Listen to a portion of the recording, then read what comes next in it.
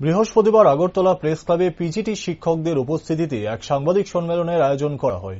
উক্ত সাংবাদিক সম্মেলনের মূল উদ্দেশ্য হল তাদেরকে চাকরিগুলিকে পুনরায় ফিরিয়ে দেওয়া, যেখানে একজন পিজিটি শিক্ষক সাংবাদিকদের মুখোমুখি হয়ে বলেন, আমরা মুখ্যমন্ত্রী এবং ক্যাবিনেট মন্ত্রীদের কাছে বিনম্রভাবে অনুরোধ করছি যাতে দ্রুত তাড়াতাড়ি আমাদেরকে চাকরিগুলি ফিরিয়ে দেওয়া হয়, কারণ তারা কেউই তন্ময় নাথের কেসের সাথে কোনো রকম ভাবে জড়িত নয়, কারণ তাদের দুটি নোটিফিকেশনের মধ্যে একটি নোটিফিকেশনের বিরুদ্ধে কোনো রকম চ্যালেঞ্জ করা হয়নি, তা সম্পূর্ণ সেভ রয়েছে।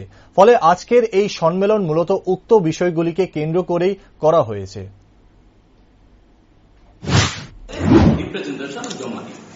তার সঙ্গে আমি ত্রিপুরার সম্মানিত শ্রদ্ধেয় মুখ্যমন্ত্রী এবং সমস্ত ক্যাবিনেট মেম্বার এবং সমস্ত বিধায়কদের কাছে আমি বিনম্র চিত্তে অনুরোধ করছি, আমরা পিজিটি শিক্ষকরা তন্ময় নাথের কেসের সঙ্গে কোনোভাবেই যুক্ত না। আমাদের নোটিফিকেশনটাও চ্যালেঞ্জ হয়নি, আমাদের পার্সোনাল কোন চ্যালেঞ্জ, আমাদের পলিসিও চ্যালেঞ্জ হয়নি। দুটো পয়েন্টেই আমরা এখানে সেফ আছি, প্রটেক্টেড আছি, এটা স্যার অমরনাথ বোর্ড বলে গেছে।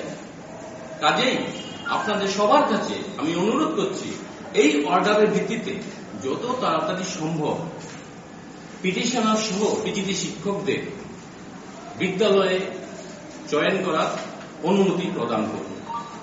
এটাই আমাদের আজকের মূল কথা।